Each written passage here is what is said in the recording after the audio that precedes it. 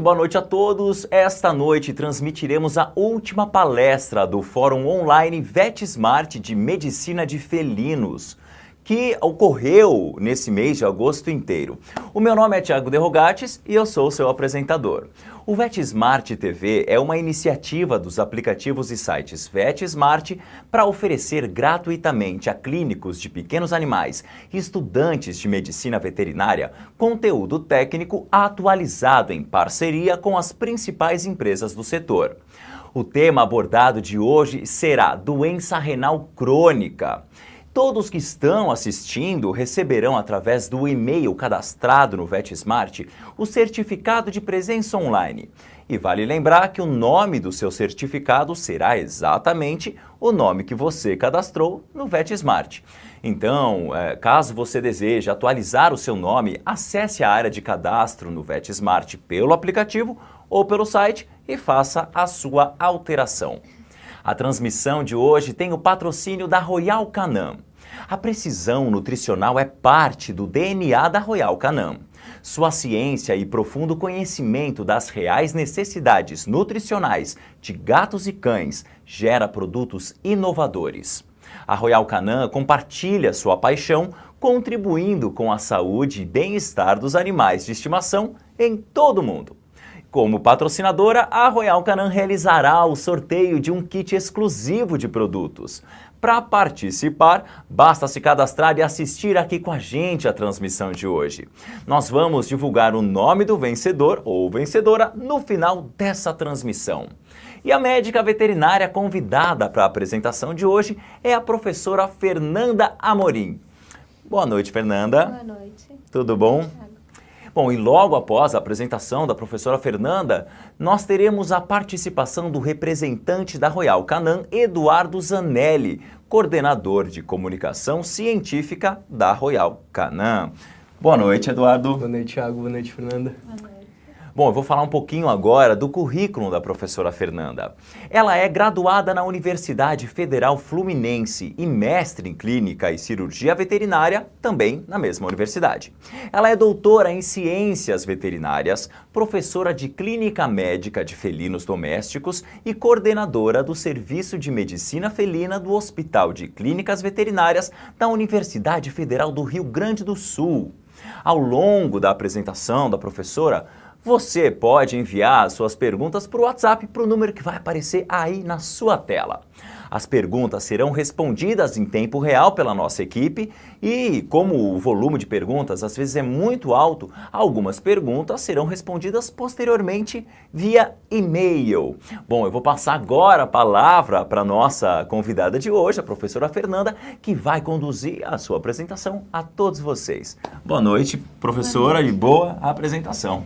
Muito obrigada, Thiago. Obrigada pela participação de vocês aqui hoje, nessa última noite nossa com a medicina de felinos.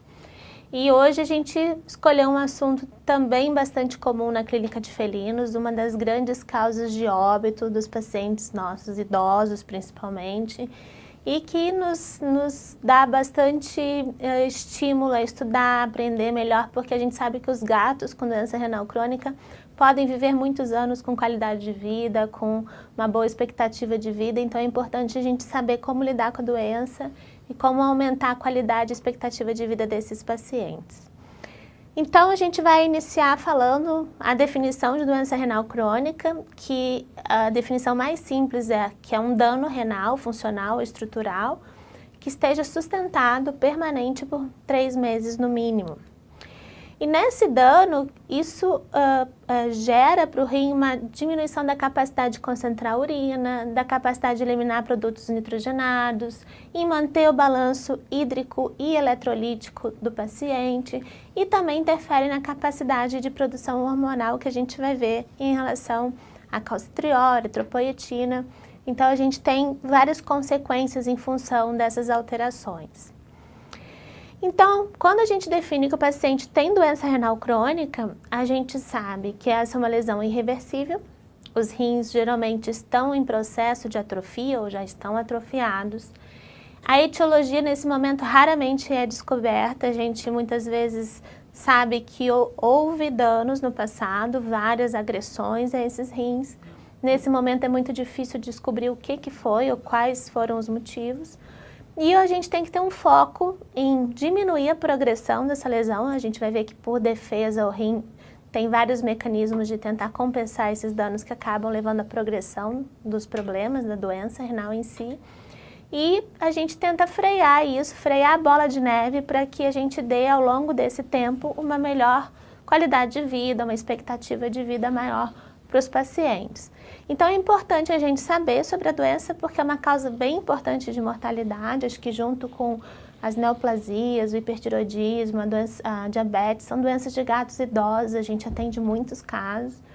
E quanto mais precocemente a gente faz o diagnóstico e entra com tratamento, maior é o tempo de vida em geral desses pacientes. Então a gente sabe que ao longo da vida dos gatos, né, e das pessoas e dos cães também, os rins vão sofrendo danos, vão sofrendo lesões, porque é um órgão que recebe do débito cardíaco 25% da irrigação, né, que vem, na verdade, do sangue que vem desse bombeado pelo coração, 25% chega diretamente nos rins. Isso leva a uma exposição frequente desse órgão a toxinas, a fármacos, a agentes infecciosos, a processos isquêmicos por diferença de pressão, tanto para hipotensão como hipertensão. A gente sabe que são órgãos que podem ser afetados por neoplasias, podem sofrer após uma obstrução urinária, seja ela uretral ou ureteral.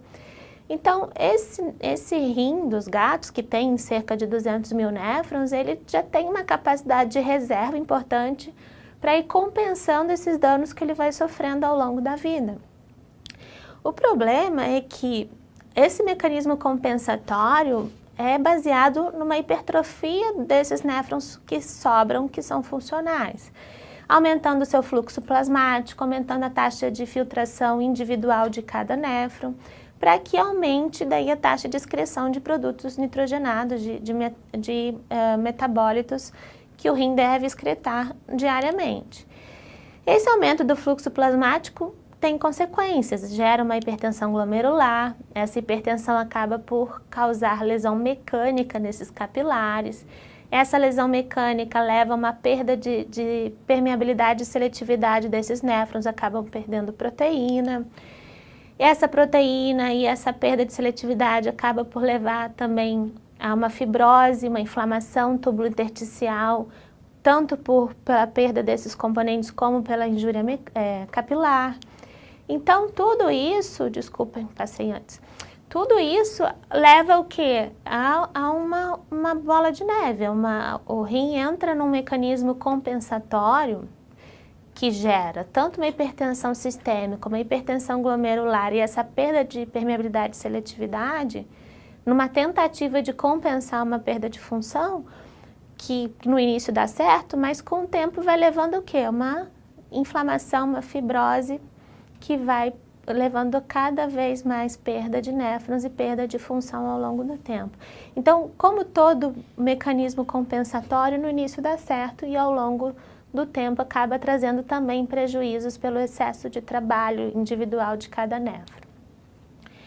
Então, quais são as etiologias possíveis da doença renal crônica em felinos? A gente sabe que se a gente fizer biópsia desses rins, na maioria dos gatos, a gente vai encontrar uma inflamação crônica, túbulo-intersticial, que nesse momento muitas vezes a gente não vai saber por que ela ocorreu.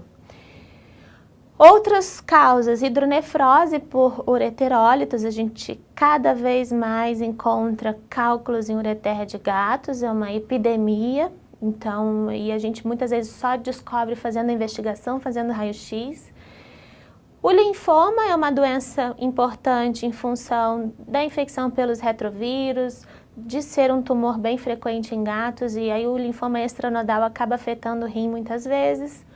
Pielonefrite por cistite ou por via hematógena, né? É importante a gente lembrar que esse é um diagnóstico importante que muitas vezes a gente perde no dia a dia. A gente acha que o paciente tem só uma cistite bacteriana e na verdade ele tem uma pielonefrite que está causando lesão nos rins.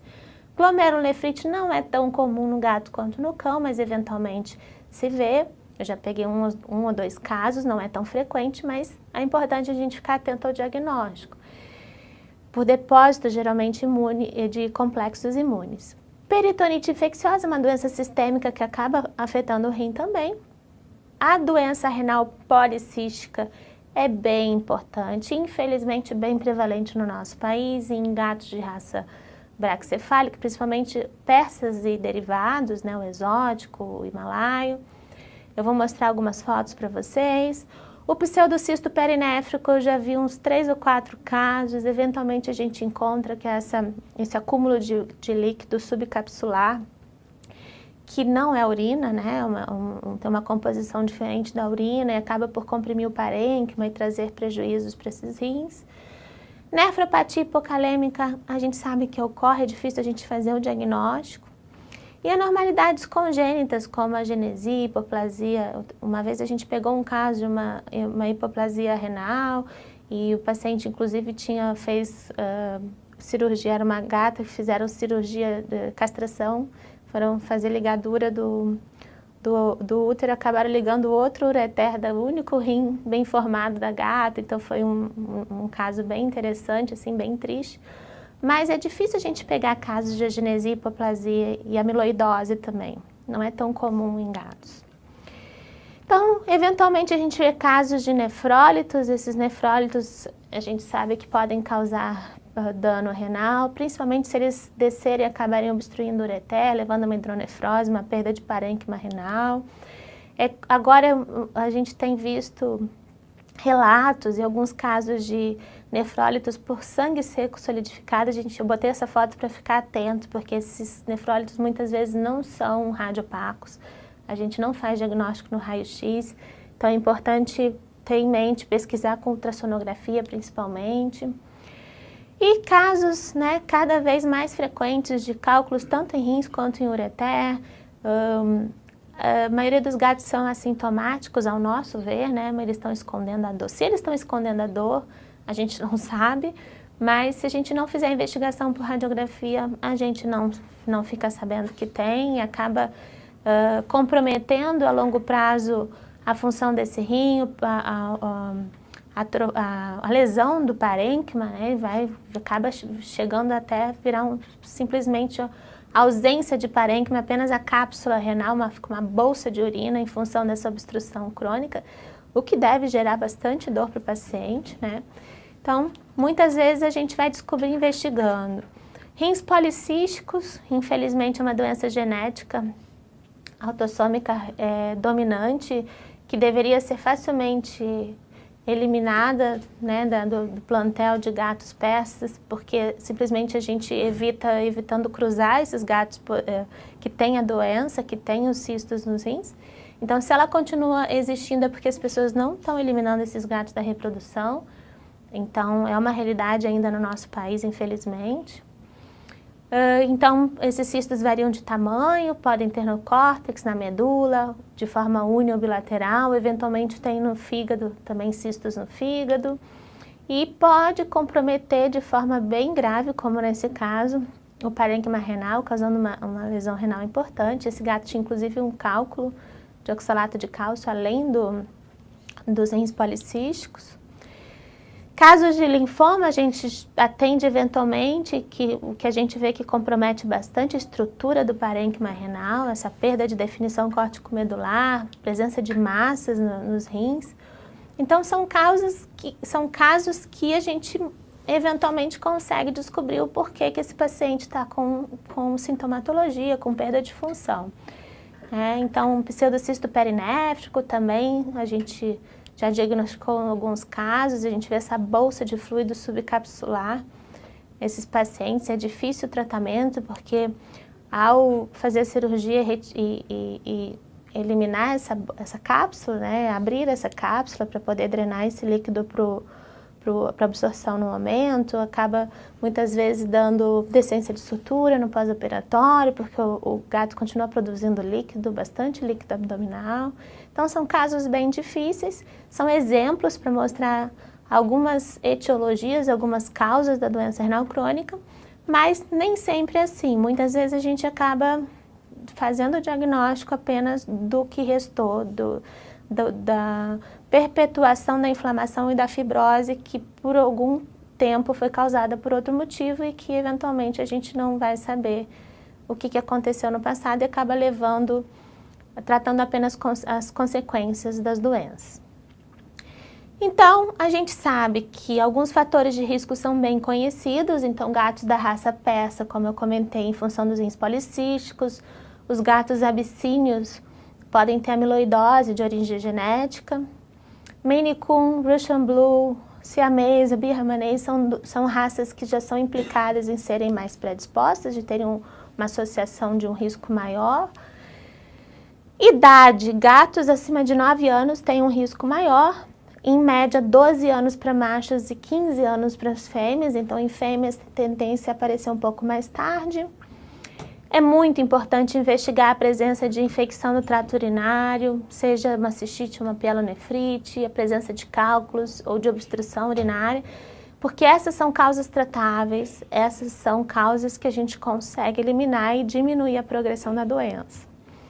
E evitar o uso, outros fatores que são associados à doença, o uso de aminoglicosídeos, de sulfas, de quimioterápicos e anfotericina B, que são medicamentos conhecidamente nefrotóxicos, então se tiver que usar tem que todo um acompanhamento com GGT urinária, hidratação, para que a gente lesione o mínimo possível os rins. Recentemente saíram alguns trabalhos em relação a risco, esse trabalho mostra que em gatos menores do que 11 anos que têm doença renal crônica são mais propensos a serem FIV positivos, então no gato FIV positivo a doença renal crônica pode aparecer mais cedo. E esse trabalho de 2016, agora mais recente, foi o que relacionou a doença dental e a vacinação anual frequente com um maior risco associado do desenvolvimento de doença renal crônica azotêmica.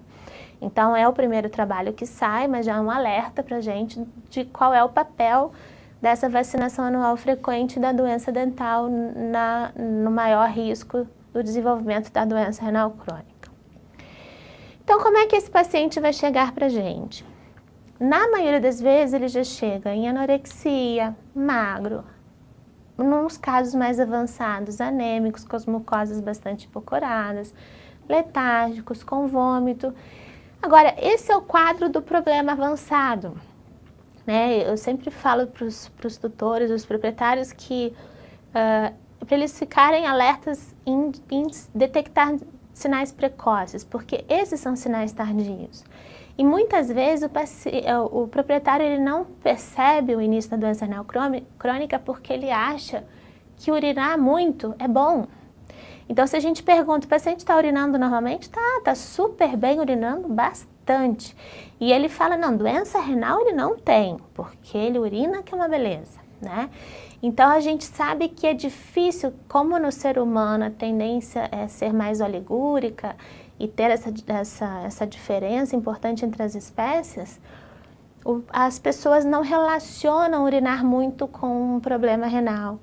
Então, a gente tem que ser o investigador dos sinais precoces. Nós temos que orientar os proprietários que sinais como constipação pode ser um sinal de doença renal, porque o paciente pode estar desidratado, inapetência, náusea, uma pelagem descuidada, aquele gato que já não se cuida mais, não se lambe mais, perda de peso às vezes sutil, perda de massa muscular, daí a importância de sempre proceder o score muscular nesses pacientes, não só o score corporal. A gente sabe que no gato é importante avaliar a perda de massa, ela vem muitas vezes mais cedo do que a perda de gordura. A pica é bastante comum, esses gatos podem comer areia porque estão anêmicos. Eu já tive uma paciente que o único sinal que ela tinha era lamber o parapeito de alumínio da janela, porque ela estava anêmica em função de uma doença renal crônica grave. Mudanças de hábitos hídricos e distúrbios de eliminação, então pacientes que nunca urinaram fora do local, que nunca beberam água fora do local, tem que ser um alerta, porque a minha própria gata, eu notei que ela estava bebendo água do box do banheiro. A gente saía do banho, ela ia para o box beber água, isso ela nunca tinha feito antes.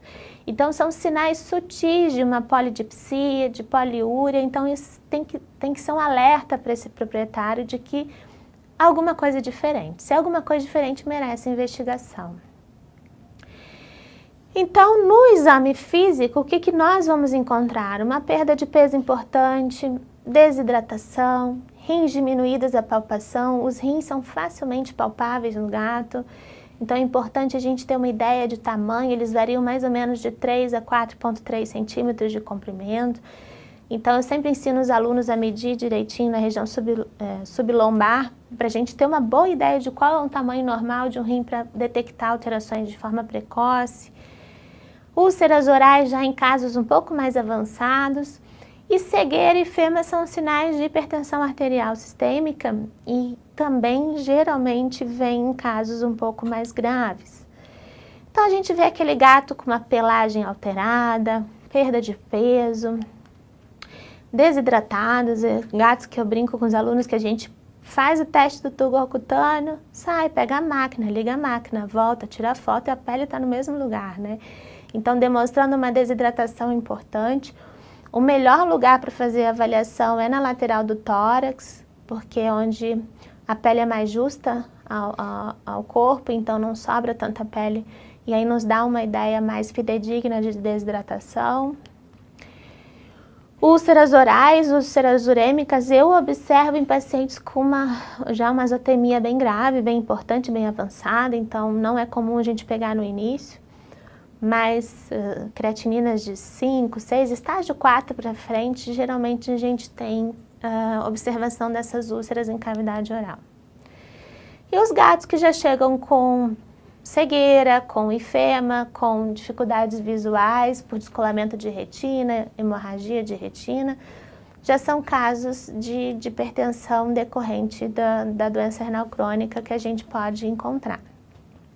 É importante a gente saber que existem diagnósticos diferenciais, então doenças que levam muitas vezes aos mesmos tipos de sinais clínicos, como hipertiroidismo, doença inflamatória intestinal, linfoma, a diabetes, neoplasias, insuficiência pancreática exócrina, são doenças também de gatos idosos, que também podem causar perda de peso, vômito, emagrecimento, perda de massa muscular, né? O hipertiroidismo é uma doença que pode mascarar a doença renal crônica, então é bem importante a gente buscar esse diagnóstico diferencial ou concomitante.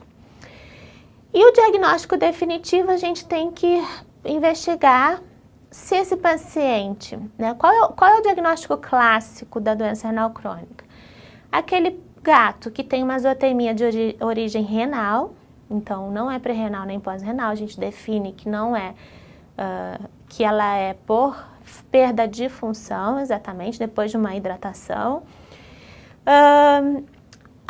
Perda da capacidade de concentração urinária, então uma densidade urinária abaixo de 1035, é importante avaliar com essa densidade como está a desidratação desse paciente e a ingestão de água, para avaliar se essa densidade está adequada. Quando o paciente chega com suspeita, o exame melhor e o mais importante a ser feito é exatamente a urinálise. Porque quando o gato está desidratado, ele deve obrigatoriamente concentrar a urina para preservar a água no organismo. Então, se ele tem uma densidade baixa, estando desidratado, isso confirma uma perda de capacidade de concentração urinária. Então, o melhor exame a ser feito nesse momento é esse. E aí, após hidratação, a gente deve, então, investigar se ele tem azotemia. E a imagem é muito importante. A imagem muitas vezes vem antes até da azotemia e da densidade, da diminuição da densidade urinária, que a gente sabe que é o estágio 1 da doença renal crônica. Muitas vezes a gente tem uma imagem alterada e ainda não tem os parâmetros laboratoriais indicando a doença renal crônica. Então existe o estadiamento da Sociedade Internacional de Interesse Renal, é uma tradução, que serve para quê? Para padronizar os pacientes, baseado principalmente na avaliação da creatinina. Essa creatinina deve ser realizada com 2 semanas de intervalo, pelo menos 2 mensurações seriadas, no mínimo 2, e com o paciente hidratado, eliminando-se então causas outras também de azotemia pré-renal e pós-renal. E deve-se, depois da definição do estágio da doença renal crônica, proceder a um subestadiamento baseado na presença ou não de proteinúria e na presença ou não de hipertensão arterial. Então, como funciona? A gente sabe que existem estágios, né, desde o risco até o estágio 1, 2, 3 e 4, baseando no valor de creatinina e no histórico na imagem e nos sinais clínicos. Então, o gato em risco é aquele que a gente sabe que teve uma agressão renal, aquele gato que tomou alguma medicação nefrotóxica ou que tem uma idade avançada, né?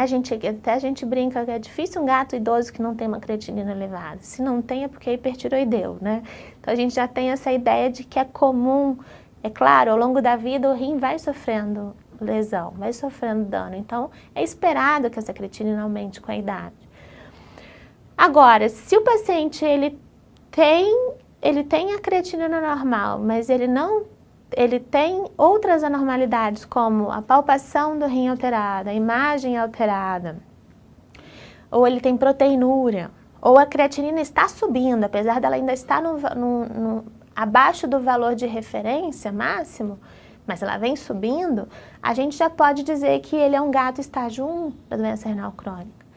E a partir daí é considerada a azotemia, né, a creatinina elevada a partir de 1,6 e de acordo com esse valor, você classifica ele estágio 2, 3 ou 4. E ao longo dessa evolução, você vai tendo mais sinais clínicos presentes nos pacientes. Então, eu sempre falo com os alunos, se o gato tem estágio 2 e tem muito sinal clínico, procura outra doença.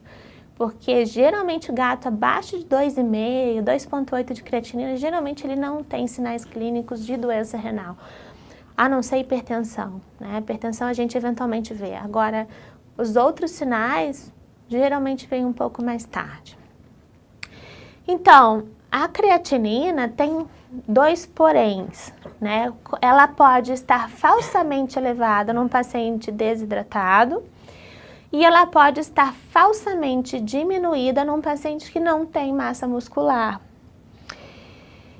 Além disso, a gente sabe que o gato hipertiroideu também, por efeito de estimulação de filtração glomerular ocasionada pelo excesso de hormônio tiroidiano, ele pode ter uma creatinina falsamente baixa. Na verdade, ele está sobrecarregado, esse rim está sobrecarregado e está mascarando um problema que está sendo oculto em função desse excesso de hormônio da tireoide. Então, como que a gente resolve esses problemas? Desidratação, a gente hidrata e reavalia a creatinina. Perda de massa muscular e hipertiroidismo, que são os dois grandes problemas. Então, quando a gente pega um paciente idoso que tem uma creatinina 0,8, 0,9, a gente sempre desconfia, né? E geralmente eles têm perda de massa muscular, seja por sarcopenia ou seja por uma doença concomitante. Então existe daí agora uma solução para esse problema, que é avaliar o SDMA. O SDMA, então, é um parâmetro que está sendo utilizado para tirar essas dúvidas. Quando o gato tem perda de massa muscular ou quando ele tem hipertiroidismo associado, ou os dois, em que essa creatinina vai estar falsamente diminuída e ele é um doente renal crônico. Por quê? Porque ela não tem influência em relação à massa muscular. Então, como a creatinina vem da creatina que vem do metabolismo muscular, ela sofre influência direta da quantidade de massa muscular que esse paciente tem. Já o SDMA não.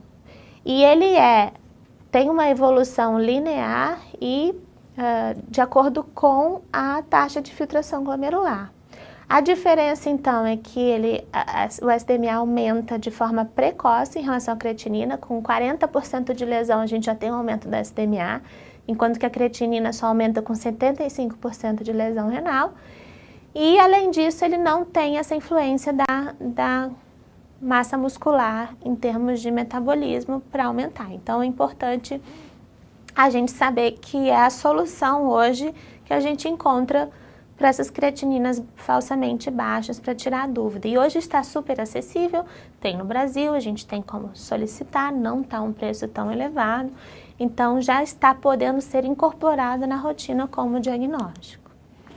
E já existe, então, na tabela da IRIS, valores de SDMA para a gente se basear e classificar também esses pacientes de acordo com o estadiamento renal. Então, 14 é o valor de referência superior, acima já é considerado estágio 1, e assim por diante, 25, 45, a gente tem essa classificação nos estágios sequentes. Então, a partir do momento que a gente define qual é o estadiamento do paciente, lembrando que é importante ter 2 creatininas num paciente hidratado para definir, e aí a gente então deve subestadiar de acordo com o valor da proteinúria, da presença ou não de proteinúria e da presença ou não da hipertensão arterial. Como que se faz isso? Se avalia então a relação proteína-creatinina urinária, então se pede essa relação num exame de urina, e é considerado não proteinúrico abaixo de 0,2, limítrofe entre 0,2 e 0,4, acima de 0,4 o paciente é considerado proteinúrico. Qual a importância disso? Esse é um preditor de mortalidade. Quanto mais proteína ele tem na urina, menos ele vive. Então, é um fator extremamente importante de prognóstico para esses pacientes. Então, é importante a gente avaliar para poder tratar. E é importante lembrar que ela pode estar associada, inclusive, com a hipertensão arterial. Então, muitas vezes a gente tem que tratar as 2 coisas ao mesmo tempo.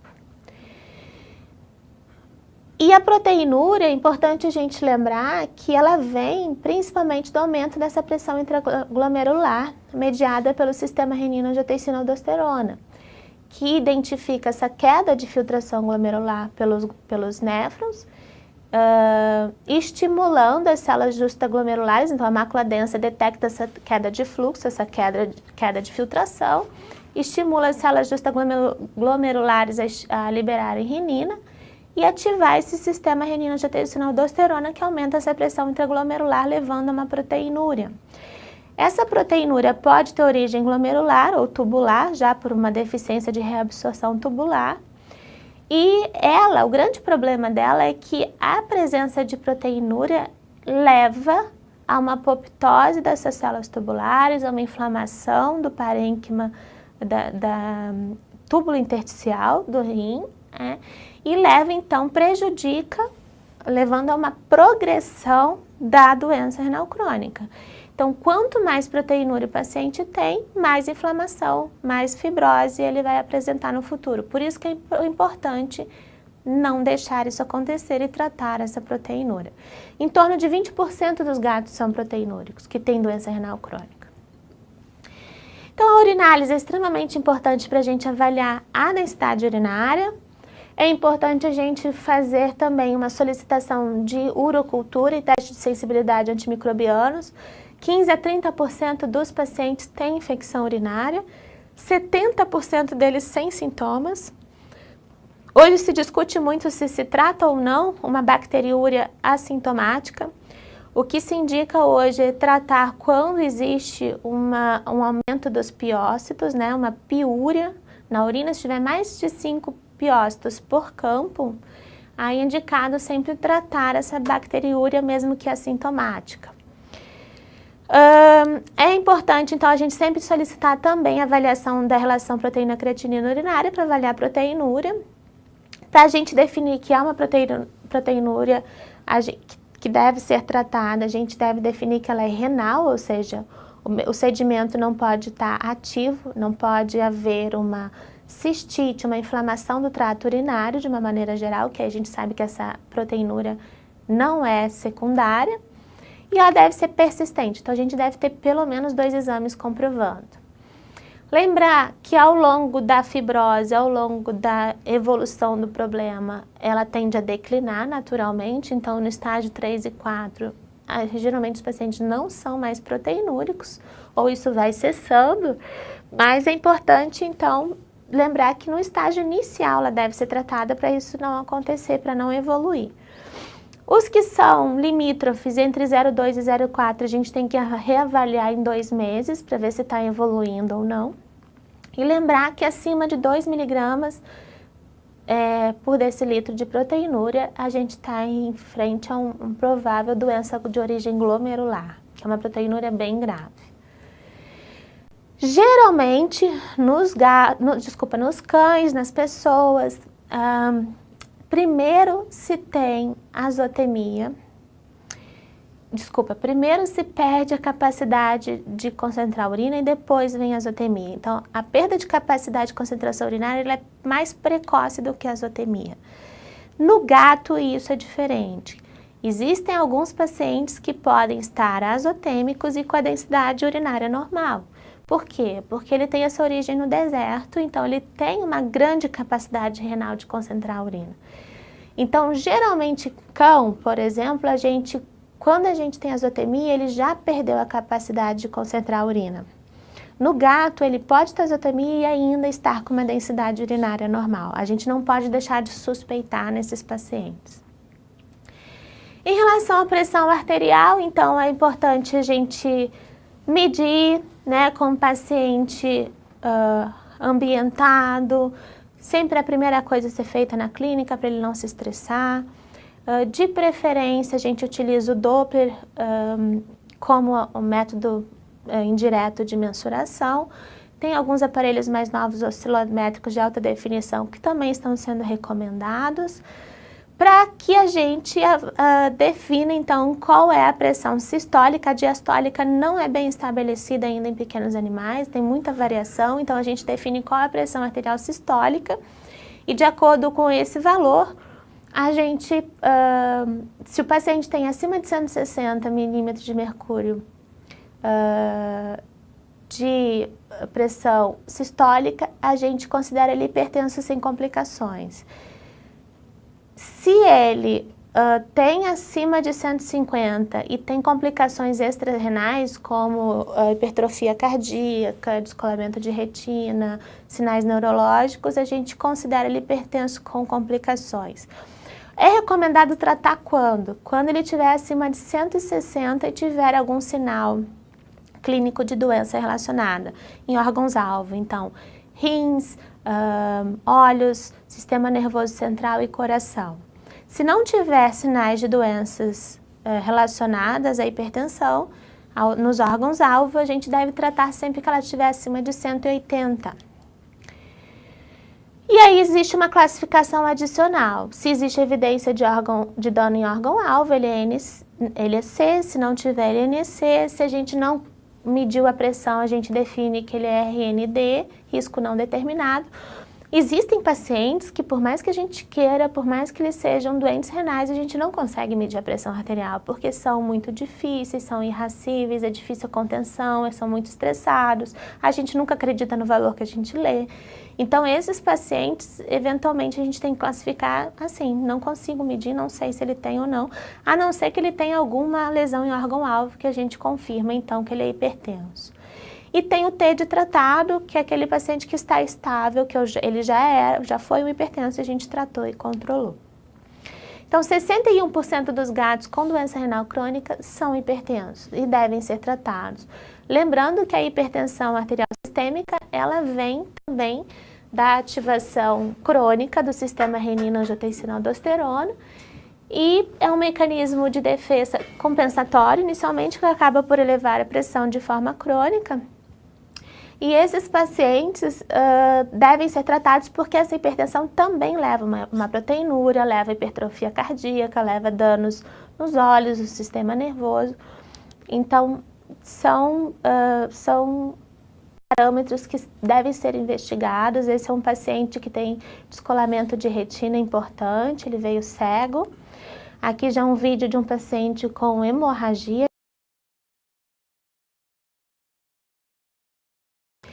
E só para a gente avaliar um trabalho que saiu da Tatiana Mourão, lá de Belo Horizonte, acho que é importante citar, eu fui da banca de mestrado dela, ela fez esse estudo que é muito importante na área, né, na hipertensão, sobre a hipertensão felina, e ela comparou os dois métodos, né, foram 24 gatos rígidos, com 4 grupos de idade, divididos em grupos, né, de idade, e ela comparou o método oscilométrico, que era o PET-MAP, com o Doppler, e fez média de 7 mensurações com 30 segundos de intervalo, comparando um e outro.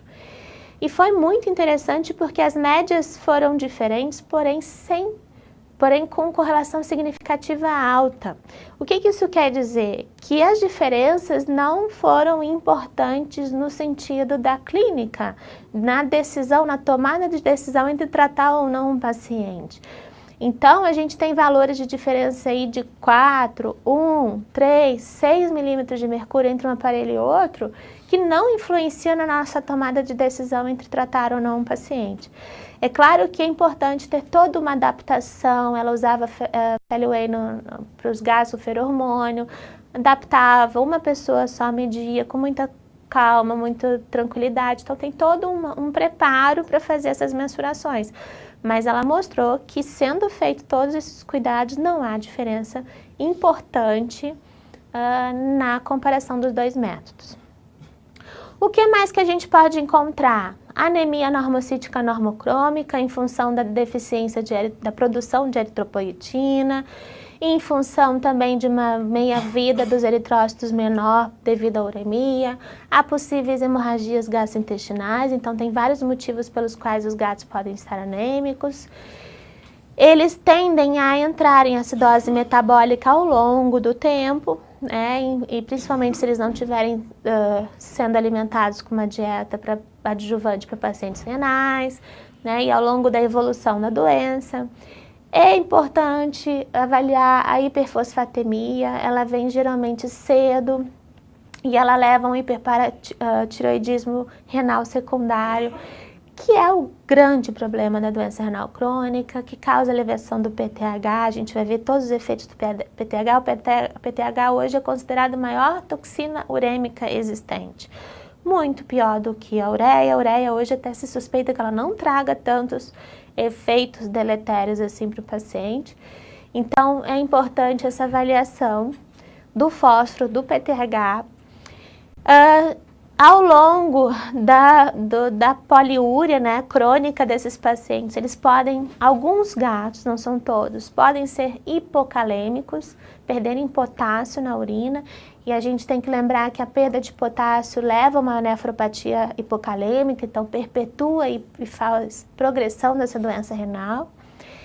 E o cálcio pode estar inicialmente baixo em função da hiperfosfatemia, esse excesso de fósforo acaba por quelar esse cálcio, gerando uma hipocalcemia, uma ativação das paratireoides, produção de paratormônio, e aí com o tempo a tendência é esse paratormônio começar a aumentar a absorção de cálcio, reabsorção tubular, a levar também a uma retirada de cálcio dos ossos, elevando esse cálcio sérico, levando a uma hipercalcemia, que tem grandes prejuízos. Hoje a gente sabe que essa hipercalcemia leva a um depósito de cálcio nos rins, no parênquima renal, no estômago, leva esses pacientes a comerem mal, a ficarem nauseados. Então, assim, tem depósito de cálcio na aorta, vários tecidos moles. Então, assim, esse é o grande e mais grave prejuízo para esses pacientes. Aqui eu tenho um exemplo de uma hemogasometria que a gente faz de rotina para os gatos com doença do trato urinário em geral, evidenciando aí uma acidose metabólica importante, e é o que a gente mais observa, principalmente em casos mais graves, em casos mais avançados. E esse paciente tinha uma hiponatremia, o potássio até estava normal, mas o cálcio já estava começando a ficar um pouco mais baixo. Então, assim, são casos que a gente tem que acompanhar, avaliar o efeito da dieta, porque a dieta é a primeira coisa que a gente faz, porque ela tende a prevenir e a controlar a acidose, a aumentar os níveis de potássio. Então, a gente vai ver no tratamento que a dieta tem esse papel, a gente tenta utilizar a dieta e 30 dias, reavalia, vê se ainda precisa corrigir algum distúrbio de ácido básico eletrolítico. Então, por isso é importante a gasometria, a gente tem usado cada vez mais na rotina para esse tipo de acompanhamento. E a hipocalemia, ela tem como sintoma principal nos gatos a ventroflexão cervical. E quando a gente tem essa capacidade de avaliar o paciente, medir o potássio, repor e avaliando, acompanhando é fantástico, porque a gente vê o que está escrito nos livros, né?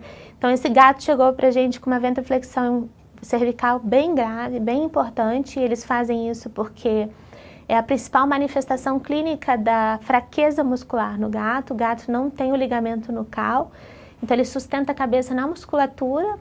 Se essa musculatura está fraca, a cabeça cai porque ela é pesada. E a gente brinca que o gato está procurando o potássio. Cadê meu potássio? Onde foi parar o meu potássio? Por isso que ele fica com essa cabeça mais baixa. Então, quando a gente tem essa possibilidade de a gente medir o potássio e repor, essa gata foi incrível, porque logo ela já começou a olhar pra gente meio de lado, a gente repôs um pouco do potássio, devagar ela já começou a levantar a cabeça, e no fim, quando a gente terminou, ela já está com a cabeça em pé, e foi, sim, fantástico avaliar essa evolução, esse tratamento que foi super eficaz em resolver a sintomatologia. Outra manifestação é a neuropatia periférica. Então, eles podem ter esse andar plantígrado, também é uma manifestação de hipocalemia, pode ser também de diabetes mellitus, então são duas coisas que a gente tem que investigar. E a toxicidade do PTH, a gente tem que lembrar que o PTH estimula a reabsorção de cálcio nos ossos, nos rins, né? Ele atua em receptores intracelulares de cálcio, causando depósito de cálcio nas células, interfere na secreção de insulina, na condução nervosa, altera a função muscular periférica e cardíaca, a função imunológica, leva à calcificação de diversos tecidos. E isso tudo gera mais morte celular renal e depósito de cálcio em vários órgãos.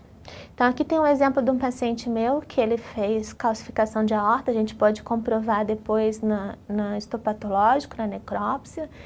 E assim, é terrível de ver esses casos, eles ficam com muita... Enquanto o cachorro faz aquela mandíbula de borracha, que a gente vê a retirada de cálcio, substituição por tecido fibroso, o gato a gente não vê tanto, mas a gente vê a calcificação de tecidos moles de forma bem comum. É essencial fazer exame de imagem, radiografia, ultrassonografia, porque a gente vai avaliar o raio-x, principalmente a presença de cálculos. E a gente cada vez identifica mais. E ultrassonografia para avaliar daí o parênquima renal, a relação córtico-medular, a superfície, o tamanho desses rins, como está a pelve, se tem calcificação. Então é importante fazer de preferência os dois exames. Infartos também a gente vê na ultrassonografia. Então, quando a gente avalia o ultrassom de um gato, a gente espera ver essa imagem. A imagem da cortical bem definida, da medular bem definida, da pelve renal. Então, a gente espera esse tipo de imagem no ultrassom. E é impressionante como raramente a gente tem essa imagem em pacientes com certa idade, né? Então, a gente começa a identificar rins diminuídos de tamanho, com 2 centímetros, que a gente não sabe o que é o que ali, o que é córtex, o que é medular, a superfície bastante irregular. Aqui também um rim com perda de definição córtico-medular é um dos primeiros sinais que a gente observa na imagem de que existe daí já uma doença renal instalada. Esse gato também perda de definição córtico-medular. Esse é um sinal de medular renal. Hoje se discute muito ainda o que quer dizer esse sinal de medular. Parece que a medular está toda marcadinha como uma flor ali. Se sabe hoje pela histopatologia que é depósito de cálcio nos túbulos contornados distais. Esse depósito de cálcio ninguém sabe por que ocorre, porque pode ocorrer na PIF, pode ocorrer na doença renal crônica e várias doenças, mas é importante ficar atento. A minha gata, muitos anos atrás, já tinha esse sinal medular e hoje ela está com 17 anos e é doente renal crônica. Então, pode ser aí um sinal precoce de um problema renal instalado, já a gente tem que acompanhar esses pacientes. E no ultrassom, eventualmente, a gente consegue identificar os cálculos, seja no ureter ou nos rins, mas o melhor exame para isso é a radiografia. Esse gato só dá para a gente identificar o rim esquerdo, o direito está misturado ali nas alças intestinais, mas a gente consegue identificar vários cálculos renais, né? Esse outro paciente tem nos 2 rins e tem no ureter. Uma coisa importante, eventualmente eu pego laudos de raio-x mostrando que tem cálculo renal, mas as pessoas às vezes perdem, não veem esse cálculo ureteral como está nessa imagem. Essa foi uma gata que eu vi o cálculo, mas no laudo não estava escrito. Então, é importante ter esse olhar clínico para acompanhar o ureter do gato. Ele passa exatamente na região sublombar. Então, a gente, às vezes, atrapalha muito a quantidade de gás, de fezes. Então, às vezes, a gente tem que usar Luftal, laxante para conseguir fazer uma boa imagem. Mas é extremamente importante fazer. Não deixar de fazer, porque a gente cada vez tem mais casos de cálculos e ureter. Eles são bem desafiadores para serem tratados. Em relação ao tratamento da doença renal crônica, é importante, então, a gente seguir consensos. Existe um consenso bem recente, aí de 2016, que saiu no Journal of Lyme Medicine and Surgery, e que tem explicando realmente o valor científico dos trabalhos que mostram se esses medicamentos, essas mudanças no tratamento imprimem uma resposta importante na qualidade de vida do paciente e se são importantes, então, serem estabelecidos, serem adotados como medidas terapêuticas. Então, o alvo do tratamento, a gente tem que ter em mente que é sempre melhorar a qualidade de vida e reduzir a progressão da doença.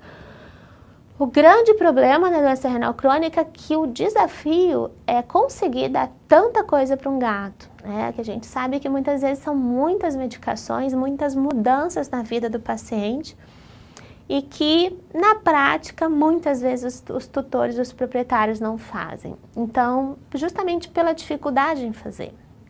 Então, a gente tem aí um desafio importante pela frente. E eu acho esse esquema novo que tem saído em alguns livros, esse do August, 2016, que nos dá um enfoque do que é importante tratar, investigar e tratar de acordo com o estadiamento da íris. Então, ele diz o seguinte, que no estágio 1, início do estágio 2, a gente tem que dar um foco em descobrir se tem coisas para serem tratadas. Então, descobrir problemas que tem como a gente eliminar. Por exemplo, uma pielonefrite, uma hipertensão, uma glomerulonefrite, uma obstrução do trato urinário. São coisas que a gente consegue eliminar. A gente tem tratamento. Já quando a gente tem estágio 2 e estágio 3, a gente já tem uma caracterização da progressão da doença. Então, se ela está progredindo, eu tenho que proteger esse rim. E para proteger esse rim, o foco já começa a ser outro. Não deixa de ter a importância do tratamento da hipertensão, a gente tem que pensar na proteinúria, tem que pensar na hipertensão glomerular, tem que pensar em não usar medicações nefrotóxicas, tem outro foco para a gente conseguir, tem o calcitriol. Então, assim, tem algumas medicações que a gente já tem um outro enfoque, que é diminuir a progressão da doença e dar uma freada nessa bola de neve. E por último, estágio 3 e 4, é importante o quê? O tratamento sintomático de suporte, porque esse gato já está no final da doença renal crônica. O que eu tenho que providenciar para ele? Principalmente qualidade de vida, né? Então, ele já tem muitos sintomas e aí o nosso foco, então, tem que ser que ele se sinta melhor, que ele esteja melhor clinicamente. Então, quando a gente fala em identificar e tratar possíveis causas, então no estágio 1 e início do 2, a gente pensa em investigar uma pielonefrite, uma hipertensão, se tem glomerulonefrite, se tem cálculos no trato urinário para eu poder tratar. E evitar lesões iatrogênicas, então, de maneira nenhuma usar medicações que agridam o rim, evitar o uso de anti-inflamatórios de uma maneira geral, aminoglicosídeos, anfotericina B, e focar na investigação. Então, o enfoque do diagnóstico é imagem urinária, urocultura, RPC, pressão arterial e biópsia, se possível, né? Eu trouxe um trabalho que eu acho que é importante todos conhecerem, eu acho que muita gente já viu, que assim, a gente muitas vezes lida com casos em gatos idosos em que eu preciso usar anti-inflamatório não esteroide. Eu tenho gatos, por exemplo, que têm uma artrite importante, eles estão com bastante dor, uma perda de qualidade de vida importante, mas eles são doentes renais crônicos. Como lidar com isso? Então tem uma série de trabalhos, principalmente do grupo do Richard Malik, lá da Austrália, que mostram o quê? É possível, sim, usar meloxicam em doses baixas, então de 0,01 a 0,05 miligramas por quilo uma vez ao dia. E ele mostrou o quê? Que esses gatos acima de 7 anos que usaram meloxicam por mais de 6 meses, ele comparou o grupo de doentes renais crônicos com os que não tinham doença renal crônica. E não houve diferença significativa na longevidade desses pacientes. Então, os gatos com doença renal crônica viveram em média 1.608 dias tomando meloxicam. E a maior causa de óbito deles foi neoplasia. Neoplasia foi o que mais matou tanto os renais quanto os não renais. Então é extremamente importante ver que nos gatos renais, a doença renal crônica foi responsável por apenas 11% dos óbitos desses gatos. E eles morreram muitas vezes, na maioria das vezes, de outras coisas. Então mostra duas coisas. Uma, a doença renal crônica muitas vezes não é o final da vida para esses pacientes. Gatos lidam bem com doença renal crônica, podem viver anos e morrer de outra coisa. E o uso do meloxicam é seguro nessa dose, mesmo para doentes renais crônicos. Para hipertensão, o que se usa? Preferencialmente, aliás, é o medicamento que tem maior efeito, maior controle da hipertensão arterial, que é a amlodipina, que é o Presat humano. Então, já tem um trabalho que indica uma dose fixa de 0,625, que é 1/8 do comprimido humano, por via oral uma vez ao dia, para gatos com menos de 200 de pressão, e 1,25 dose total por gato, uma vez ao dia, para os gatos que têm pressões, então, muito elevadas, acima de 200. Então, o objetivo do tratamento qual é? Reduzir a pressão arterial para menos de 150, entre 120 e 150, e se esse paciente for proteinúrico, tem que também estar tratando a proteinúria. Quando que eu uso benazepril, por exemplo, ou um beta-bloqueador? Quando eu tenho outros motivos, ou porque sozinho a amlodipina não funcionou, isso é raro de acontecer, ou quando eu já estou buscando uma terapia nefroprotetora, o benazepril tem esse efeito, a gente vai ver para tratar a proteinúria e diminuir a pressão intraglomerular. Então, se eu estou buscando outras coisas, outros objetivos, a gente associa. Só tem que tomar o cuidado que tem que reduzir a dose individual de cada um. Eu tenho um gato, um paciente que ele toma amlodipina, benazepril e beta-bloqueador, porque ele também é cardiopata, ele tem proteinúria. Então, assim, eu tive que reduzir drasticamente a dose individual de cada medicamento. Ele não dou no mesmo horário e ele está super bem controlado dessa forma. Agora, é importante só frisar que não se deve tratar hipertensão em gatos apenas com benazepril. Eu já vi gatos que vieram para mim tratando com benazepril com a pressão totalmente descontrolada e, inclusive, um veio a óbito em função disso. Então, não podemos deixar de usar amlodipina. O segundo objetivo, então, é a renoproteção, principalmente estágio 2 e 3, e aí vem a dieta. Então, a dieta ela é indicada para pacientes hoje azotêmicos e proteinúricos. Então, é uma dieta adjuvante para o tratamento dos doentes renais crônicos, ela é restrita em fósforo e em ômega 3, e tem outros benefícios, ela tem mais potássio, ela tem menos sódio, então tem vários objetivos. Para quê? Qual é a função da dieta? Ajudar a prevenir e tratar hiperparatiroidismo renal secundário, acidose metabólica, a hipocalemia. Então, tem vários prejuízos, várias perdas de função do rim que a gente consegue, com um produto só, que é a dieta, controlar muitas vezes, ou ela ser adjuvante e diminuir a quantidade de medicação e de doses de medicamentos que a gente tem que utilizar. Então, a gente vai ver que, dependendo da quantidade de fósforo, a gente consegue controlar basicamente com a dieta, ou às vezes a gente tem que utilizar a dieta mais um quelante.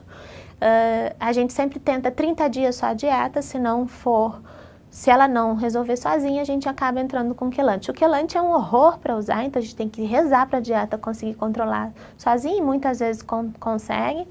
E a gente no Brasil tem muita dificuldade de usar o quelante. E antiproteinúrico, que seria o benazepril, a gente vai ver sobre ele. Continuar, não deixar aqui, a renoproteção também inclui o uso do antihipertensivo. E o calcitriol é um caso à parte que a gente já vai comentar. Então, nesse momento, é importante fazer também essa creatinina seriada para ver se a gente está conseguindo frear essa evolução da progressão da doença renal crônica. Então, como eu comentei, a gente avalia qual é a quantidade de fósforo, a fosfatemia, então a concentração sanguínea de fósforo, e a gente tem um objetivo. Então, dependendo do estágio que o paciente tem, a gente tem um máximo de fósforo desejável. E aí a gente vai utilizar a dieta e ou quelante de acordo com os pacientes e de acordo com a resposta individual de cada um. Não quero um fósforo cálcio, um produto fósforo cálcio acima de 70, que eu sei que vai ter uma mineralização importante de tecido e isso a gente tem que evitar. Existem trabalhos, esse foi um dos últimos trabalhos que saiu mostrando o efeito da dieta renal nos marcadores em gatos geriátricos. Então a gente sabe que a dieta de manutenção mostrou que houve um aumento do SDMA e a dieta renal não, reduziu as crises de uremia e reduziu a creatinina e ureia nesses pacientes. Então é um trabalho bem interessante, mostrando aí o impacto positivo da intervenção nutricional nos pacientes geriátricos.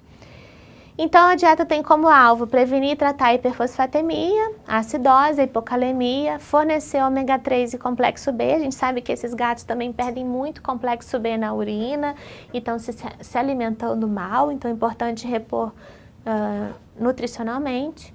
E a dieta também previne crises urêmicas e a hipernatremia. Se sabe, então, tem trabalhos que mostram que a média do tempo de sobrevivência é maior naqueles gatos que comem dieta adjuvante. E a gente deve, é importante falar isso, a transição tem que ser muito lenta, né? As pessoas acham que dieta terapêutica você tem que mudar em 3 dias, como se muda geralmente de uma manutenção para outra.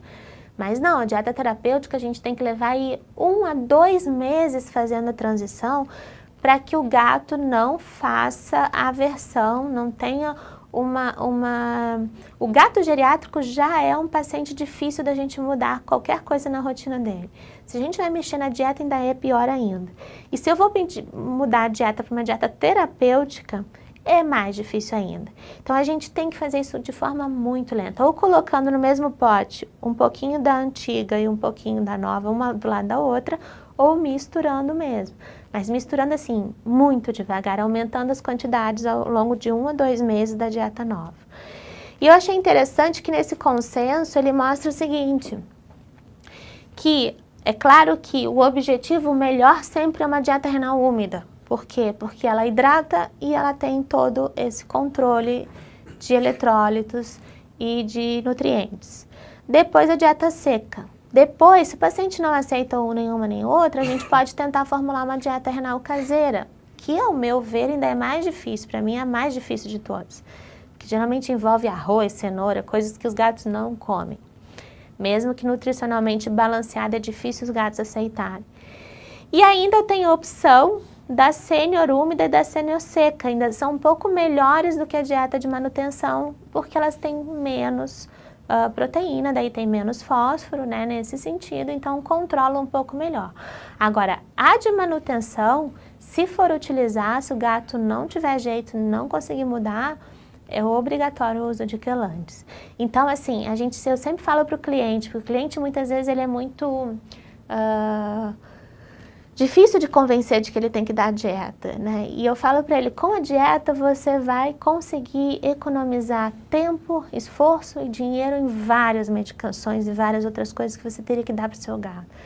Então, eu estava até comentando com os colegas hoje que assim, a dieta renal úmida, eu estou bem surpresa, assim, a minha própria gata não quer saber de outra coisa. Me pede todos os dias, então ela aceitou super bem, minha gata é doente renal crônica estágio 2.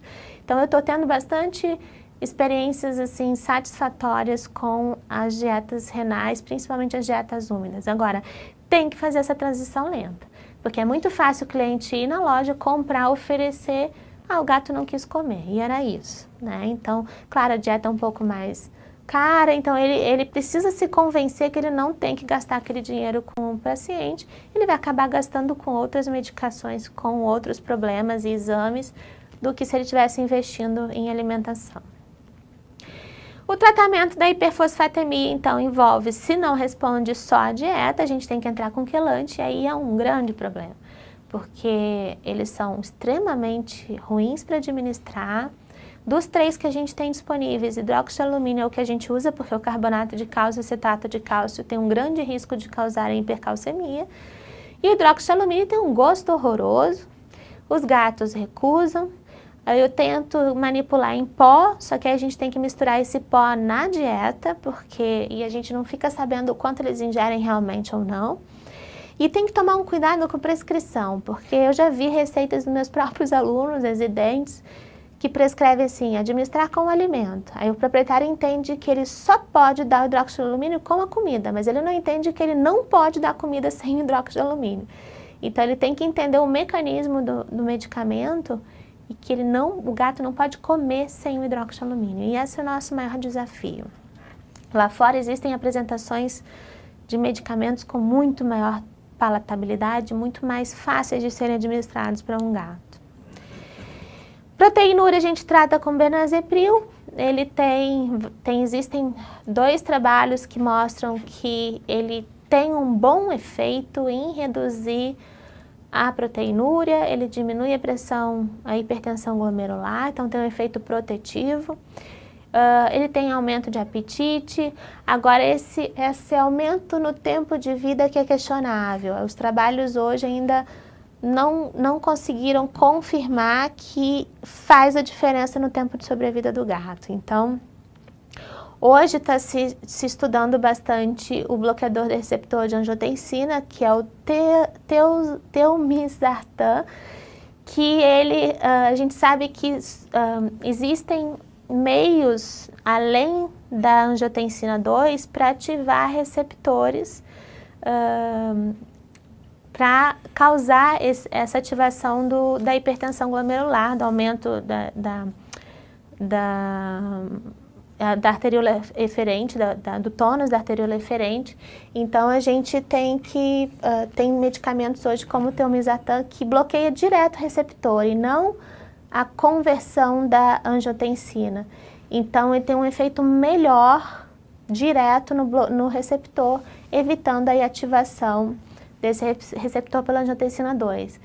Então impedindo esses mecanismos outros além da enzima conversora para esse efeito de hipertensão glomerular.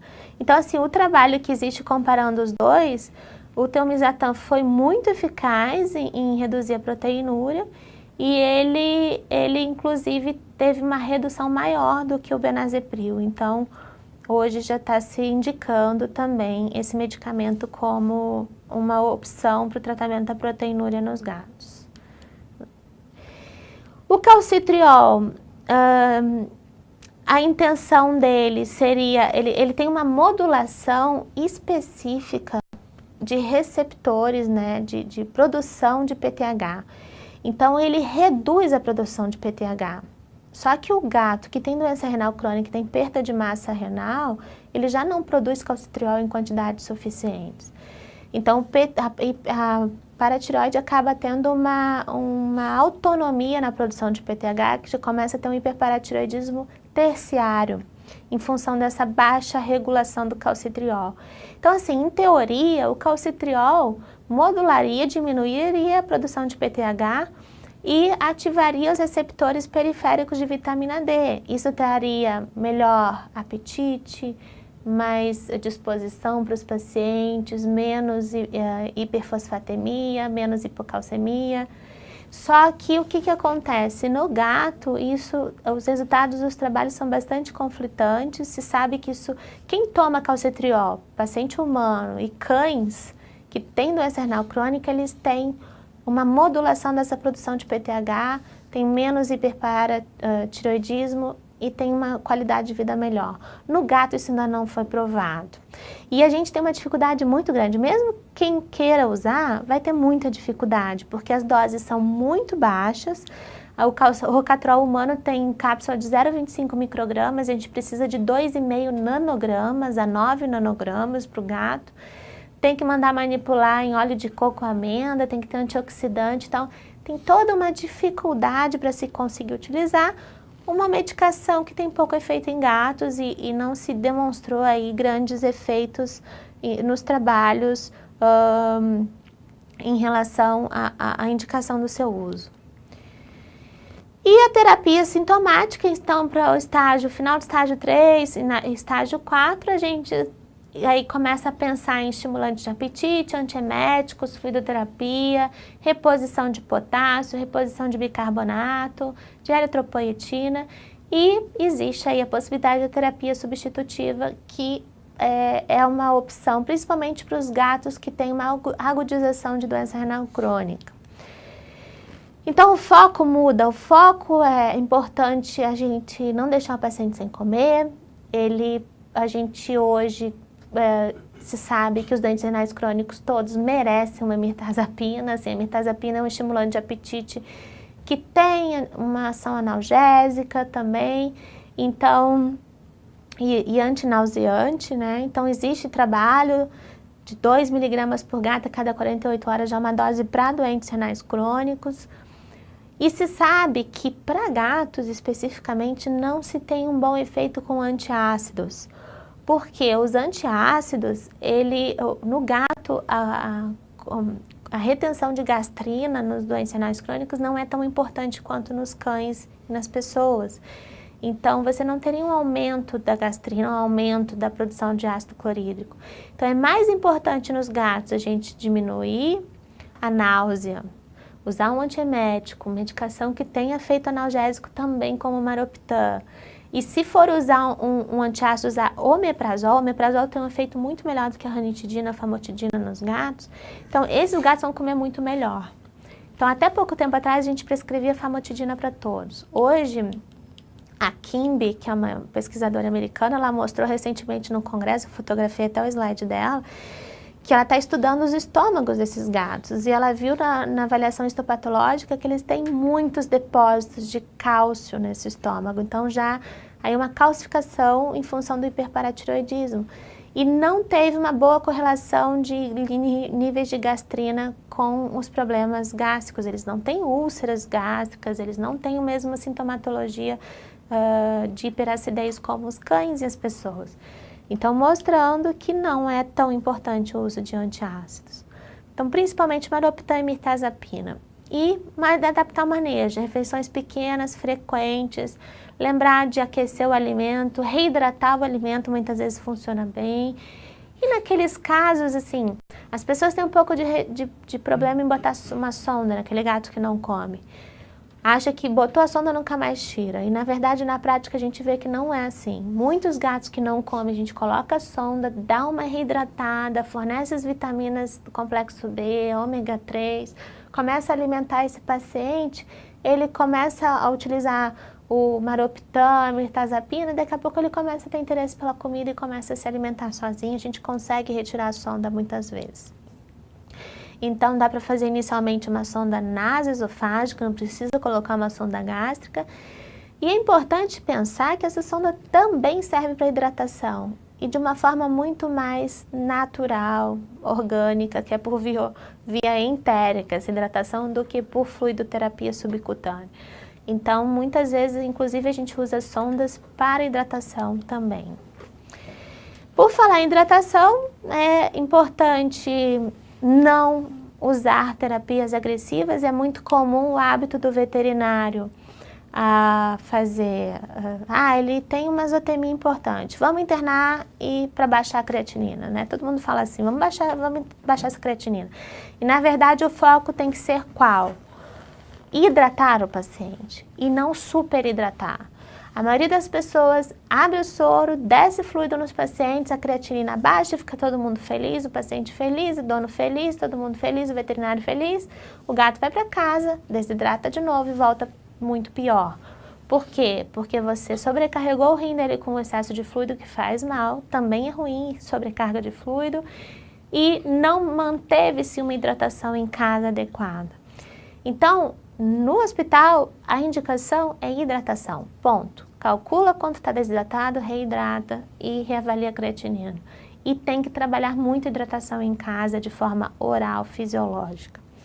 Então, a gente quer eliminar a azotemia pré-renal e ir reduzindo devagar. Não pode tirar o soro de uma hora para outra, se está fazendo no hospital. E não adianta fazer hiperidratação. O rim não tem mais mecanismos compensatórios, ele vai sofrer com esse excesso de fluido e isso vai ser prejudicial para o paciente. E o principal é manter hidratado, né? De preferência de forma oral. Se não tiver como, está em estágio 4, não está mantendo hidratação de forma oral, a gente pode indicar fluidoterapia subcutânea, né, até 150 ml a cada 1 a 3 dias, e de preferência até um Ringer meio a meio com glicose 5% ou um cloreto de sódio meio a meio para não dar hipernatremia e adicionado de potássio.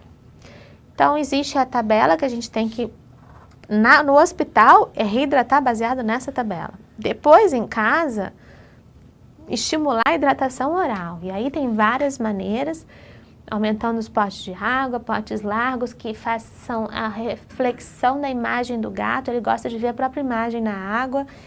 Potes largos, água fresca, água corrente. E a melhor maneira é a ração úmida, né? Então, quanto mais alimento úmido a gente der, mais hidratado esse paciente vai ficar. E lembrando que a sonda também repõe fluido, né? Então, a sonda não serve só para alimentação, a gente pode repor bastante fluido através da sonda. E o gato pode ter essa manifestação quando você falar em fluido subcutâneo para ele, né? A gente tem que lembrar que é incômodo, ele se incomoda sim, o fluido gelado é muito incômodo, o fluido muito rápido também é muito incômodo. Tem que ser um gato que realmente não existe outra maneira de hidratar, que recuse ração úmida, que recuse outras formas de hidratação, como fontes, ou que não esteja se mantendo bem hidratado apenas dessa maneira. E que tolere realmente um fluido subcutâneo frequente. Tem que tomar cuidado com a superidratação, porque esses pacientes ficam bastante ofegantes e taquipneicos, porque lembrando que o gato pode estar com hipoalbuminemia, está sofrendo com baixa pressão oncótica, pode ter poliúria e proteinúria, perdendo essa proteína na urina, e por isso ele não enche o volume, não mantém o volume no vaso, acaba extravasando fluido para os pulmões, o gato tem baixa complacência pulmonar, ele faz muito edema pulmonar por excesso de fluido. Tem que estar bastante atento a isso. Acho que agora rodou o vídeo.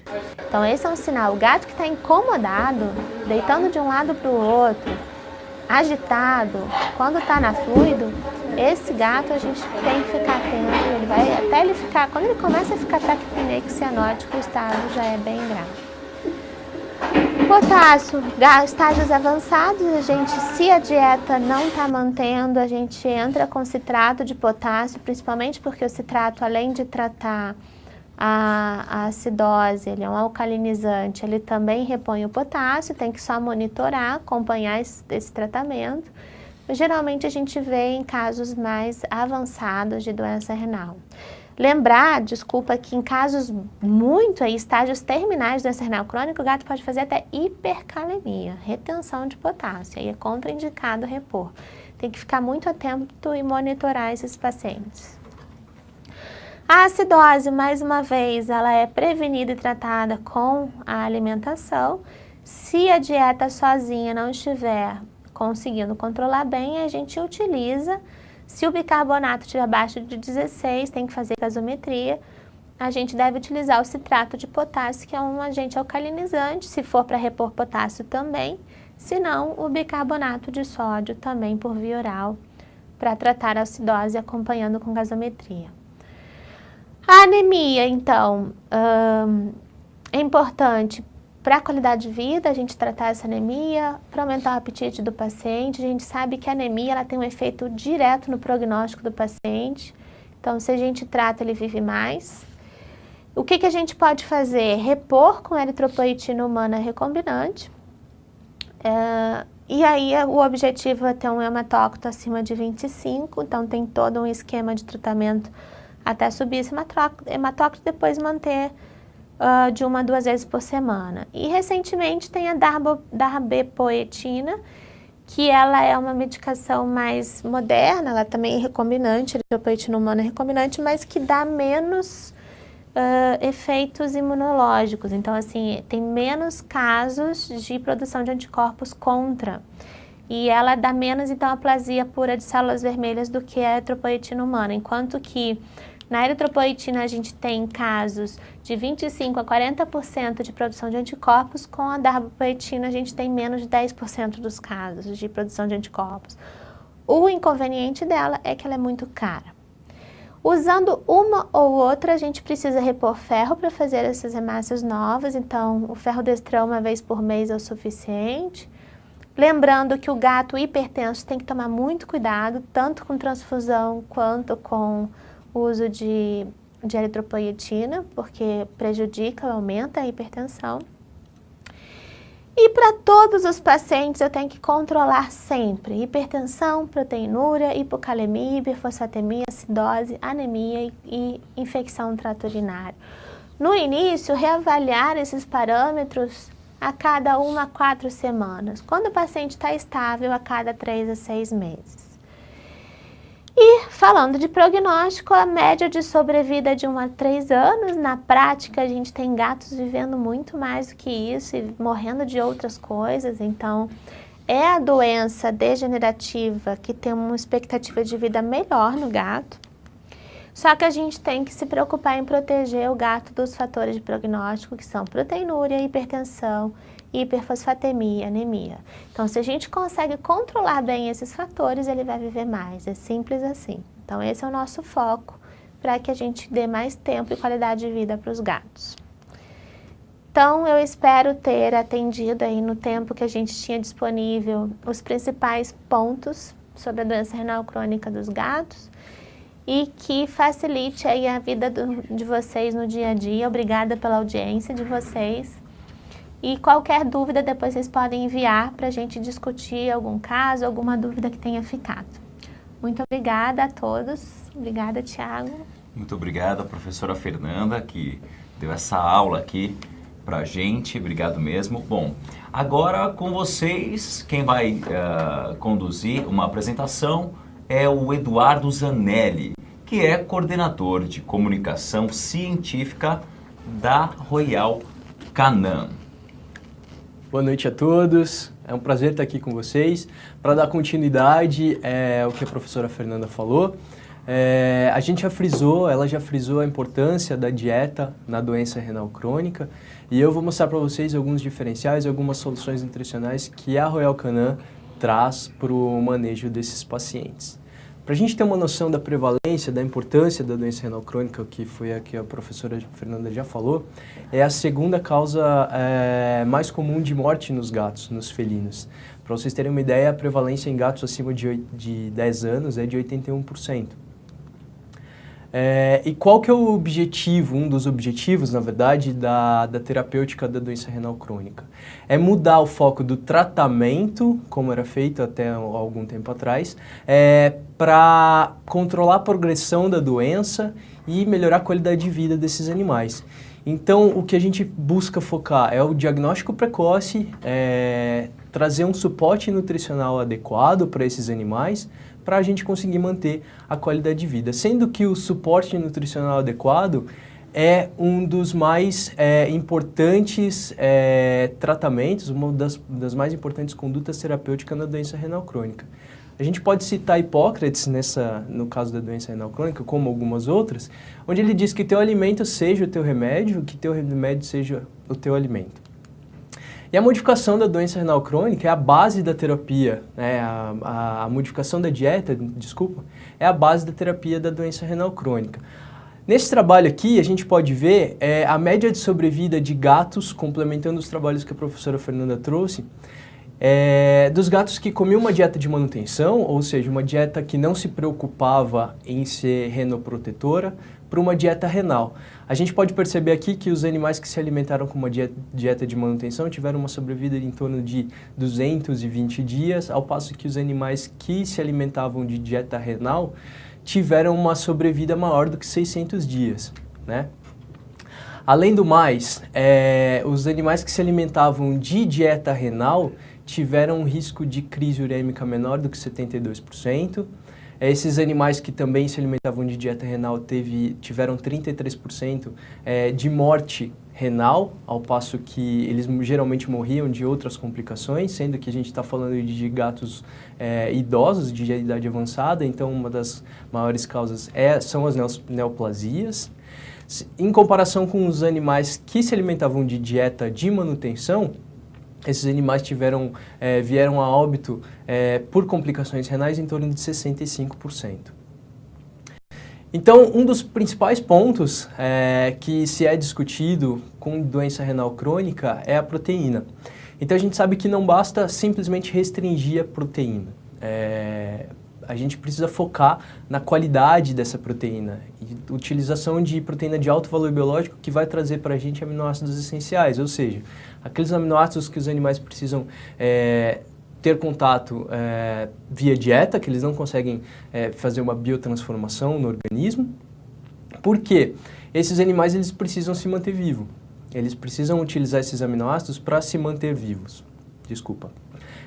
Esses aminoácidos, se a gente não fornecer eles via dieta, eles vão começar a catabolizar a massa muscular, o que vai levar a um aumento nos resíduos nitrogenados no organismo do animal, piorando a doença renal crônica. Sabendo que o gato é um carnívoro estrito, a gente precisa fornecer proteína dietética de qualidade. Então, se a gente fizer uma restrição moderada de proteína, mas introduzir proteína de alta qualidade, principalmente nas fases 2 e 3 da doença renal crônica, lembrando do estadiamento, que a professora Fernanda também falou, a gente consegue diminuir a proteinúria mediada pela hiperfiltração glomerular e minimizar o risco ou o desenvolvimento de azotemia e de uremia. Outro ponto bastante importante é a restrição de fósforo. A gente sabe que quando o gato é doente renal, o fósforo é retido, porque os rins são inábeis em excretar esse fósforo. Isso vai levar a um desbalanço entre cálcio e fósforo, o que estimula a produção do PTH. Como a professora Fernanda também falou, a gente tem que o PTH, esse estímulo no PTH, ele leva a uma progressão mais acelerada da doença renal, além da mineralização distrófica, que esses animais são mais disponentes. Então, a restrição do fósforo dietético reduz a velocidade da progressão da doença renal e aumenta a expectativa de vida desses pacientes, além da qualidade de vida. Utilização de EPA e DHA, né? Principalmente vindo do óleo de peixe, é bastante importante frisar isso, principalmente quando a gente fala de gatos. Fornecimento do EPA e DHA, os gatos não são hábeis em converter o ômega 3, o ácido linolênico, em EPA e DHA porque eles não têm uma enzima. Então, o fornecimento do EPA e DHA prontamente disponível para esses animais é bastante interessante. Os trabalhos nos mostram que a utilização de EPA e DHA suplementada via dieta diminui a inflamação e reduz a pressão arterial desse rim que está doente, diminui a pressão intraglomerular e aumenta a taxa de filtração glomerular, também melhorando a hemodinâmica renal e aumentando com isso o tempo de sobrevida. A utilização de antioxidantes é bastante interessante nesses casos, eles auxiliam na redução da velocidade de progressão da doença renal crônica, uma vez que a gente combate a ação dos radicais livres e isso a gente consegue diminuir a lesão renal, tá? Aqui é importante a gente salientar também a utilização de complexo B, porque esses animais, como eles têm uma poliúria bastante acentuada, complexo B, como é uma vitamina hidrossolúvel, ela é bastante excretada via urina.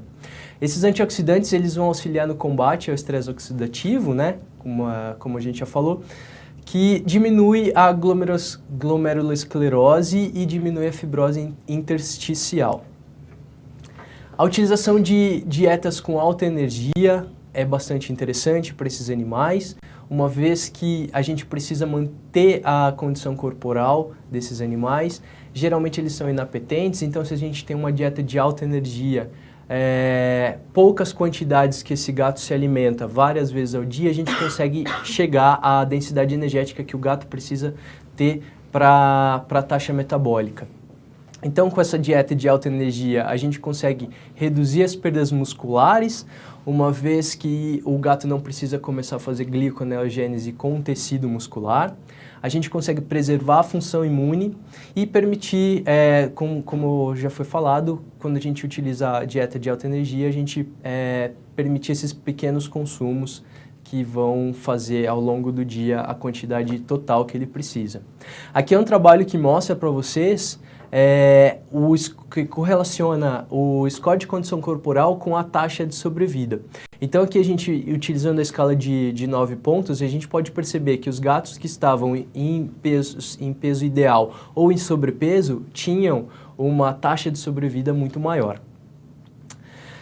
Outro ponto bastante importante é com relação à anorexia ou o apetite desses animais. Como a professora Fernanda falou, o acúmulo de cálcio e o acúmulo de resíduos nitrogenados, de metabólitos nitrogenados, levam a uma inapetência desses animais. Nesse trabalho, a gente pode ver que os animais que estavam internados nessa rede de hospitais Benfield, os animais que estavam internados por doença renal crônica tiveram uma taxa de perda de apetite ou de anorexia muito maior se a gente comparar com os animais que tinham outras causas de internação. Por isso, a Royal Canin se preocupa em ter uma palatabilidade reforçada nas dietas destinadas aos doentes renais crônicos. Uma coisa bastante importante é a gente perceber que a percepção sensorial em cães e gatos não se dá simplesmente pelo sabor ou pelo aroma do alimento. A preferência individual leva em consideração a educação que esses animais tiveram durante toda a sua vida, principalmente na primeira infância. Isso quando a gente fala principalmente dos felinos, experiências alimentares, e aí a gente entra numa parte bastante importante, que é fazer a introdução de uma dieta renal de maneira gradual e num momento específico, não entrar com essa dieta renal na crise urêmica desses gatos. O status de saúde vai ter uma influência direta sobre a preferência individual. O ambiente, se o animal está internado, se o animal vai fazer essa alimentação em casa, e fatores inatos que são próprios do animal especificamente. Então, todas essas características vão levar o animal a ter uma preferência individual. Para isso, a Royal Canin traz uma linha de solução nutricional que engloba 2 dietas secas diferentes uma da outra, quando a gente fala em perfil aromático, que leva em consideração todos aqueles fatores que vão de encontro à preferência individual do animal. E também a gente traz a dieta úmida, que é a dieta de escolha para o manejo nutricional do doente renal crônico. Então a gente leva em consideração essa palatabilidade reforçada, lembrando do trabalho que correlaciona o tempo de sobrevida com o score de condição corporal do animal. É muito importante a gente atender a demanda energética. Então a dieta vai trazer essa palatabilidade reforçada, teor baixo de fósforo, complexo antioxidante, que vai diminuir a lesão renal e as vitaminas do complexo B. E, além disso, a gente traz alguns componentes que auxiliam ou que fortalecem o sistema digestório, o sistema digestivo desses animais. Então, o que a gente procura quando a gente está falando de nutrição para doente renal crônico ter alimentos, que vão de encontro com a preferência individual desses animais com doença renal crônica, e tendo alimentos que é possível fazer um mix feeding, ou seja, misturar, ter uma composição onde a gente consegue utilizar dieta seca com dieta úmida ou 2 dietas secas que podem combinar para atender essa preferência individual. E que, no caso das dietas renais, as fórmulas da Royal Canin estão em constante aperfeiçoamento para ir de encontro com essa necessidade que os doentes renais crônicos têm. Mais uma vez eu gostaria de agradecer a oportunidade de estar aqui, agradecer a VetSmart, a professora Fernanda pelo aceite do convite de estar aqui. Passo a palavra para o Thiago novamente. Muito obrigado pelas suas informações. Bom, agora chegou o momento de conhecermos o sorteado que vai levar para casa o kit exclusivo da Royal Canin. Lembrando que só participa do sorteio quem se cadastrou e quem acompanhou a nossa transmissão de hoje. O sorteado ou sorteada vai aparecer agora aí na sua tela. Meus parabéns, a nossa equipe vai entrar em contato para o envio do seu kit. Bom, nós vamos finalizar por aqui. Eu espero que o nosso conteúdo de hoje tenha sido de muita relevância para a rotina dos nossos colegas médicos veterinários e veterinárias por todo o Brasil. Eu agradeço em nome do VetSmart, da Royal Canin e de nossa equipe. Muito obrigado pela presença de vocês, muito obrigado mesmo. Uma boa noite e nós nos vemos numa próxima oportunidade com novos fóruns e novas transmissões que o VetSmart e os parceiros fortes, como a Royal Canin, por exemplo, cuida para que vocês recebam aí em casa. Então nos vemos em breve, eu espero. Uma boa noite a todos.